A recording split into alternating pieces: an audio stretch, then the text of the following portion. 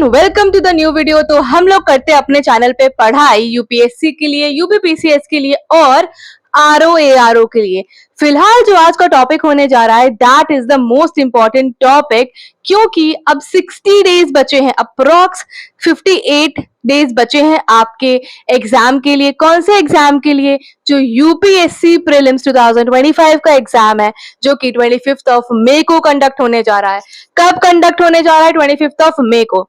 तो I would like to tell you a 60 days strategy that will help you. ठीक है, वो आपको हेल्प करेगी क्लियर करने में आपका यूपीएससी प्रीलिम्स। देखो, मैंने ये स्ट्रैटेजी बनाई है लास्ट 60 डेज की। बेसिकली ये स्ट्रैटेजी मेरे लिए, खुद के लिए है, and I wanted to share with you, ताकि आपको भी थोड़ा सा एक आइडिया मिल सके कि क्या आपका फोकस एरियाज होना चाहिए और किस पे आप ज्यादा काम करके बेहतर कर सकते हो। ठीक है, बेहतर इन सेंस मतलब आप मार्क्स कहाँ से स्कोर कर सकते हो, क्या आपके लिए इजी रहेगा और क्या आपके लिए टफ हो सकता है। It depends to person from person. ठीक है, तो अगर आप नए हैं मेरे चैनल पे तो मैं आपको बता दूं, मैं अपने चैनल पे पढ़ाती हूँ भी हूँ, अपने नोट से आपको मोटिवेट करती हूँ, आपको नई नई चीजों के बारे में बताती हूँ। और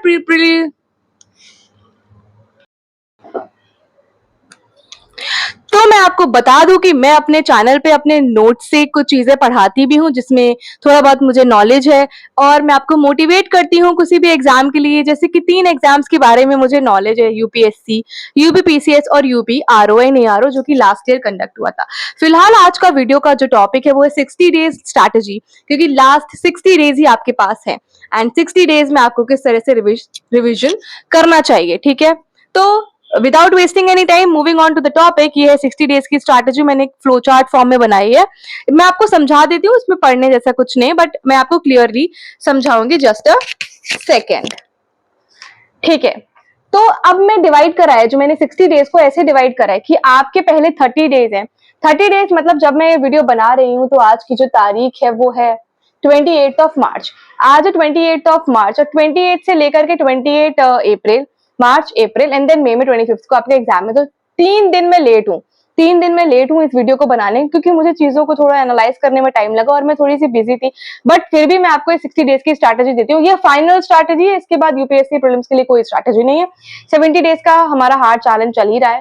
ठीक है, जो भी मतलब आप टारगेट्स अगर फॉलो कर रहे हैं तो फिलहाल मैं आपको बता दूं कि जो फर्स्ट 30 डेज है, देखो स्लैब कैसा है, आपको टैग स्लैब पता होता है ना, इसी तरीके के मैंने भी स्लैब्स बनाए। फर्स्ट 30 डेज में आपको क्या करना है, देन उसके बाद जो 20 डेज बचेंगे उसमें आपको क्या करना है, फिर जो लास्ट 8 डेज बचेंगे, बेसिकली अगर हम 58 डेज लेकर के चलते हैं, तो जो लास्ट के 8 डेज बचेंगे उस पे आपको क्या करना है। तो अभी बात करने जा रहे हैं जो 30 डेज है, कितने जो 30 डेज है उनके बारे में। ठीक है, तो 30 डेज है पहले कि आपका जो 1 महीना है उसमें आपको रिवाइज करना है। उसमें आपको क्या करना है, आपका जो फोकस एरिया है दैट इज द रिविजन। जितना भी आपने अभी तक पढ़ा है, आप 1-1.5 साल से तैयारी कर रहे हैं, 2 साल से तैयारी कर रहे हैं, आपको पता है ये आपके लिए बहुत इंपॉर्टेंट डे है, और यही है वो deciding day. 25 of May deciding day है। तो जितना आपको रिवीजन करना है, आपका history, polity, geography, economics, budget, economic survey आपका बचा हुआ है। ठीक है, कुछ भी जो भी आपका बचा हुआ है, एनवायरमेंट में कोई स्पेसीज के बारे में आपने नहीं पढ़ा है तो वो सब आपको रिवाइज करना है। जितना भी आपने अभी तक पढ़ा है उसको आपको रिवाइज करना है। बेसिकली क्या करना है, कंसोलिडेट करके आपको रिवाइज करना है, सारे नोट्स को इकट्ठा करना है, बैठना है, अपने हिसाब से बनाना है किस तरीके से आप रिवाइज करोगे।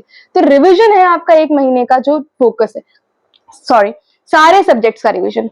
देन उसके बाद अगर आपका कोई सिलेबस में टॉपिक रह गया, कुछ आपका रह गया, जैसे मैंने आपसे अभी बोला कि अगर आप इन्वायरमेंट पढ़ रहे हो, आपको कोई स्पेसीज रह गया, तो वो आपको कवर कर लेना। बेसिकली पहला पॉइंट था रिवाइज, दूसरा पॉइंट था फिनिश करो अपना सिलेबस।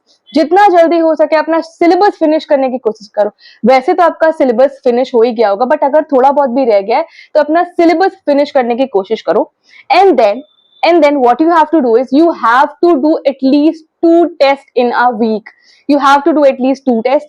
ठीक है, टेस्ट करने से आपको पता चलेगा कि आप कितना पानी में। ठीक है, अगर आपके मार्क्स अच्छे नहीं आ रहे हैं, अच्छे आ रहे हैं, that doesn't mean you have to do test. Test करने अच्छे नहीं आ रहे तो आपको डिमोटिवेटेड नहीं होना है, और अगर आपके मार्क्स अच्छे आ रहे तो आपको हवा में नहीं उड़ना है। ठीक है, you have to be normal, patient रहना है आपको। तो आपको एक वीक में 2 टेस्ट लगाने हैं। उन टेस्ट को लगाने के बाद आपको एनालाइज करना है। एनालाइज करने का मतलब ये होता है टेस्ट के पीछे जो आंसर्स दिए रहते हैं आपको उन्हें अच्छे से पढ़ना है। टेस्ट के जो भी आप टेस्ट सीरीज सॉल्व कर रहे होगे उसके पीछे या उसके अलग से आपको आंसर्स दिए होंगे।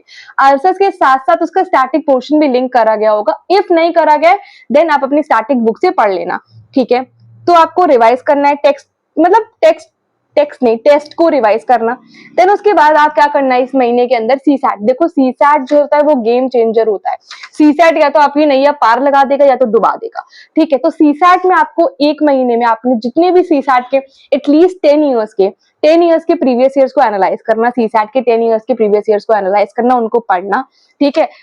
सीसैट में प्रीवियस ईयर्स ही सॉल्व कर लेना। एक आध दो अगर आपका मन है तो आप टेस्ट लगा लेना, नहीं तो अभी सिर्फ और सिर्फ जो एक महीने के लिए आपका फोकस है that is going to be the previous year questions, ठीक है। अब क्योंकि आपको करंट अफेयर्स आपको पता है 1 से 1.5 साल का करंट अफेयर्स पूछा जाता है, this is not the new thing जो मैं आपको बता रही हूँ, 1 से 1.5 साल का करंट अफेयर्स पूछा जाता है। एंड किसी ने न्यूज़पेपर से करंट अफेयर्स कवर करा होगा, किसी ने मंथली मैगजीन से, कोई ईयरली मैगजीन कर रहा होगा, किसी के खुद के नोट्स होंगे, that differs from person to person.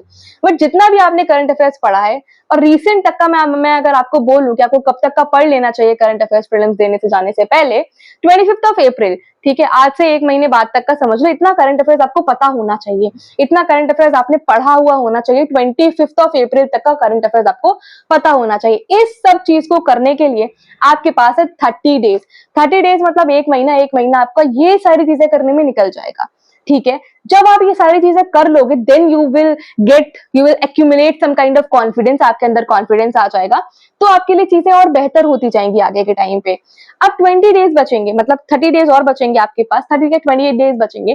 तो जो 28 डेज बचेंगे आपको उसमें 20 डेज में क्या करना है, 20 डेज में आपको क्या करना है वो मैं आपको ये बता दूं कि 20 डेज में आपको क्या नहीं करना है, बिकॉज क्या नहीं करना है दैट्स मोस्ट इंपॉर्टेंट। क्योंकि मैं आपको कई बार बोल दूं कि मतलब ये करना है, ये करना है, ये करना है, बट आप ये सारी चीजें कर दो जो कि गलत है, ठीक है। तो मैं आपको पहले ये बता दूं आपको कुछ भी नया नहीं पढ़ना है, कुछ भी नया नहीं पढ़ना है। कुछ भी आपको लग रहा है कि आपका रूममेट है, आपका दोस्त है, ये तो नया पढ़ रहा है, ये तो कोई नई चीज पढ़ रहा है, आपको इस सब चीजों से फैसिनेट नहीं हो जाना है कि यार ये तो ये बुक भी पढ़ रहा है, तो ये बुक भी पढ़ रही है। इस सब चीजों को देख करके आपको फैसिनेट नहीं होना, you just have to focus on that कि आपने क्या पढ़ा है, ठीक है। आपने क्या पढ़ा है वो आपके लिए बेहतर काम करेगा और आप उसको जितना रिवाइज कर लोगे that would give you result, ठीक है। तो आपको कुछ भी नया नहीं पढ़ना है इन 20 डेज में। कोई भी न्यूज़पेपर नहीं उठाना है नया, आपको डेली न्यूज़पेपर नहीं पढ़ना है। आप पता चले आप 25 अप्रैल के बाद डेली 1-1.5 घंटा न्यूज़पेपर में लगा दे रहे हो, आपको न्यूज़पेपर करंट अफेयर्स रीसेंट का मतलब 25 अप्रैल के बाद का नहीं पढ़ना है, वो नहीं पढ़ना है आपको, ठीक है। और जो फोमो है ना, जो आपका फोमो है अंदर ना, जो आपको बहुत ही कुछ मतलब डरा देता है हर चीज के बाद से, आपको लगता है कि यार अब नहीं होगा, अब नहीं होगा, ऐसा नहीं है। तो वो आपका जो फियर है ना चीजों को नहीं कर पाने का, उससे थोड़ा आपको गेट रेड होना है, क्योंकि बहुत ज्यादा प्रॉब्लम कर देता है ये डर, ठीक है। तो डर के आगे जीत है। माउंटेन ड्यू मत पीना, गर्मी बहुत है, कोल्ड ड्रिंक पीने से आप बीमार हो सकते हो। तो ये सारी चीजों को भी अवॉइड करना, अवॉइड आपको फोमो को भी करना है, get rid of the FOMO, ठीक है। यूपीएससी क्लियर हो जाएगा, आपने बहुत अच्छे से पढ़ाई करी है। अब आपको करना क्या है, ये सारी चीज आपको नहीं करनी थी जो मैंने आपको बताई इन लास्ट 20 डेज में। आपको करना क्या है, आपको ठीक है, आप सुन रहे हो ना, आपको क्या करना है, आपको रिवाइज करना है। रिवाइज किस तरह से करना है, you have to revise from the tough, ठीक है। टफ से चल करके आपको इजी पे आना है। कैसे आना है, टफ से चल करके आपको इजी पे आना है। आपको सबसे पहले टफ टॉपिक पढ़ना है, जो आपके लिए टफ हो, मैं ऐसे ही करती हूँ, जो आपके लिए टफ टॉपिक हो पहले आप वो कवर करना, देन उसके बाद आप इजी टॉपिक पे आना। Sorry for the disturbance. तो हम लोग क्या बात कर रहे थे, हम लोग बात कर रहे थे अपनी 60 डेज स्ट्रैटेजी के बारे में। उसमें हमने 30 डेज का देख लिया था और 20 डेज में हम आगे क्या काम करेंगे इनके बारे में हम बात कर रहे थे। तो मैंने आपको बता दिया था कि आपको क्या काम नहीं करने, and we were talking about कि अब हमें क्या करना है, ठीक है। तो आपको क्या करना है, जो हम बात कर रहे थे कि हमको रिवाइज कैसे करना है इन 20 डेज में। तो जो मैं करती हूँ, मैं बेसिकली जो टफ टॉपिक्स होते हैं अपने लिए, मुझे टफ लगते हैं, जैसे कि मुझे बजट, इकोनॉमिक सर्वे थोड़ा सा टफ लगता है, क्योंकि उसमें फैक्ट्स आते हैं, बजट में काफी सारी पॉलिसीज होती है, तो उसमें थोड़ा सा मुझे प्रॉब्लम आती है। वो चीज मैं पहले करती हूँ, टफ पार्ट को मैं पहले रिवाइज करती हूँ। आते आते मुझे पता है, मुझे हिस्ट्री, ज्योग्राफी, ये थोड़ा ईजी टॉपिक्स है मेरे लिए, इनका इंक्लिनेशन मतलब इनमें मैं अच्छा कर सकती हूँ। तो ये मैं बात तक आते आते मतलब 20 डेज में जब 4-5 दिन बचेंगे तब तक मैं आते आते ये रिवाइज कर लूंगी। तो ऐसे मुझे करना है, ठीक है। बाकी आपकी चॉइस है, आप जैसे रिवाइज करना चाहते हो आप रिवाइज कर सकते हो। और आपको 2 टेस्ट 2 टेस्ट जैसे कि यूपीएससी कंडक्ट कराता है 2 टेस्ट एक दिन में, मतलब एक जीएस होगा, एक सीसैट होगा। इस तरह से आपको अपना बॉडी को, अपने मेंटल जो स्टेट है उसको इस तरीके से आप डेवलप कर रहे हैं कि आप सच में एग्जाम देने जा रहे हो, उसी दिन आप एग्जाम दे रहे हो, ठीक है? आपको ऐसा डेवलप करना है अपने आप को कि यही आपका एग्जाम डे है। आपको पता है 9:30 से एग्जाम, तो आप 9:30 से 11:30 बैठो, देन 2:30 से 4:30 बैठो। इस तरीके से अपने टाइम को, बॉडी को भी समझाओ, दिमाग को भी समझाओ कि हाँ 9:30 आपको पता है 9:30, तो एक टेस्ट लगाने बैठ जाओ 9:30 से 11:30, फिर 2 बजे 4 बजे बैठ जाओ, मतलब उस टाइम उसी टाइम के अप्रॉक्स बैठो एक टेस्ट लगाने के लिए। और पर डे एटलीस्ट 2 टेस्ट तो लगाओ, 2 टेस्ट लगाओ, क्योंकि आप टेस्ट से ही आप अपने अगर मैं साफ-साफ बोलूँ तो यही बोल सकती हूँ कि अपनी एबिलिटी, कैपेसिटी को नाप सकते हो। थोड़ा अलग भाषा में वैसे मैं बोलती हूँ, बट यहाँ पे मैं यही बोलूँगी अपनी कैपेसिटी नापो, ठीक है? अब 30 डेज़ हो गए, 20 डेज़ हो गए, 50 डेज़ हो गए, लास्ट के 1 वीक बच रहा है आपके पास, 1 हफ्ता बच रहा है आपके पास लास्ट का, कि तो अब लास्ट के 1 हफ्ते में क्या करोगे? कैसे करोगे चीज़ों को लास्ट के 1 हफ्ते में? अब आप चीज़ों को जो रिवाइज़ करोगे वो ईज़ी से टफ की तरफ जाओ। अब इससे का फ़ायदा क्या है? इसका क्या फ़ायदा है अगर आप ईज़ी से टफ, अब मैं लास्ट के 10 डेज़ में सबसे पहले मैंने पॉलिटी पढ़ा, सबसे पहले मैंने हिस्ट्री पढ़ा, फिर मैं ज्योग्राफी पे आई। अब मुझे टफ क्या लगता है? मैंने पहले बताया आपको, जैसे बजट हो गया, इकोनॉमिक सर्वे, गवर्नमेंट की जो पॉलिसीज़ है, योजना जो भी पॉलिसीज चल रही है, अगर वो मैं इजी, मतलब इजी क्या है मेरे लिए, टफ है वो, जो मैं टफ है वो मैं थोड़ा एग्जाम से पहले ही पढ़ करके जाऊंगी, तो मेरे क्वेश्चन गलत करने का चांसेस कम हो जाएगा। ये बात आप मानते हो कि नहीं मानते हो? जो टफ है, सपोज 25th को एग्जाम है मेरा और 23rd को या 22nd को मैंने वो सारी चीजें पढ़ी हैं 2-3 दिन पहले, जो मेरे लिए बहुत टफ है, जो मुझे लगता है कि हाँ इसमें मैं गलत कर सकती हूँ, तो अगर मैंने वो रिसेंट में ही पढ़ा है तो गलत होने का चांसेस कम हो जाएगा। ये बात मानते हो तो सब्सक्राइब करना चैनल को, ठीक है? और नहीं मानते हो देन इट्स योर चॉइस। अब आपको क्या करना है, आपको स्ट्रेस नहीं लेना है। इन 10 दिनों में, इन हफ्ते भर में जो भी आपका टाइम बच रहा है, इसके में आपको स्ट्रेस बिल्कुल नहीं लेना है। फोमो को बिल्कुल खत्म करना है, एंड कर देना है फोमो का, ठीक है? और आपको कोई टेस्ट नहीं लगाना है। मुझे तो यही लगता है कि आपको कोई टेस्ट नहीं लगाना चाहिए जो आपके लास्ट के 10 डेज बच रहे हैं, क्योंकि अगर आपके अच्छे मार्क्स आ गए तो आप हवा में उड़ने लगोगे, और कम मार्क्स आ गए तो उनके लिए ज्यादा प्रॉब्लमैटिक हो जाएगी सिचुएशन, क्योंकि वो डिमोटिवेटेड फील करने लगेंगे। तो ऐसा आपको नहीं करना है, लास्ट के 10 डेज में टेस्ट मत लगाना। जो 20 डेज में है उसमें आप हर दिन टेस्ट लगा लो, मतलब चलो हर दिन नहीं लगा पा रहे, ऑल्टरनेट डेज पे 2-2 टेस्ट लगाओ, मतलब वीक में एटलीस्ट आपको 6 टू लाइक 8 टेस्ट लगा ही लेने चाहिए, ठीक है? इस हिसाब से करो। सीसैट का भी टेस्ट लगाओ, जीएस का भी टेस्ट लगाओ, सेक्शनल मत लगाओ यार, फुल लेंथ लगाओ जिसमें करंट अफेयर्स भी हैं, पॉलिटी भी है, हिस्ट्री भी है, ज्योग्राफी भी है, बजट भी है, जो रिसेंट है, मतलब ऐसे पुराना मत टेस्ट लगाने लगना। जो भी 1-1.5 साल के करंट अफेयर्स में भी है सारी चीजें लगाओ। कोई टेस्ट भी ज्वाइन कर रखी तो आपको एनालिसिस दे रही होगी, उसको समझो, ठीक है? अच्छा फायदा उठाना चीजों का। जब टाइम मिला है आपको, एक गोल्डन अपॉर्चुनिटी है, गोल्डन पीरियड आपका चल रहा है ये, तो इसका बेनिफिट लो, ठीक है? तो आप फिर एग्जाम के लिए रेडी हो जाओगे, देन 25th मई को आपका एग्जाम होगा, जहां पे भी आपका सेंटर है। मैं तो यही आपको रिकमेंड करूंगी कि एक दिन पहले पहुंच करके अपना सेंटर देख लो, ताकि उस दिन आपको ज्यादा प्रॉब्लम ना हो।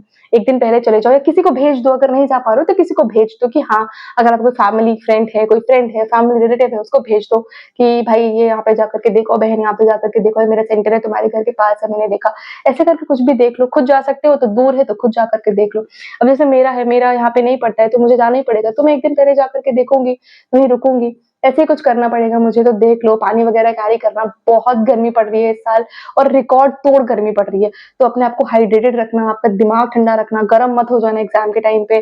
गर्म इन सेंस मतलब ऐसे गर्म, जब दिमाग गर्म होता है, गर्मी होती है, तो आपको गुस्सा भी आता है।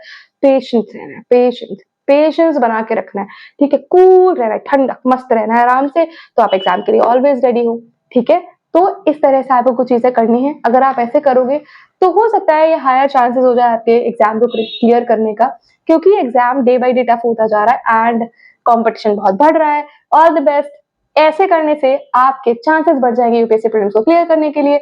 All the best to you all, bye bye.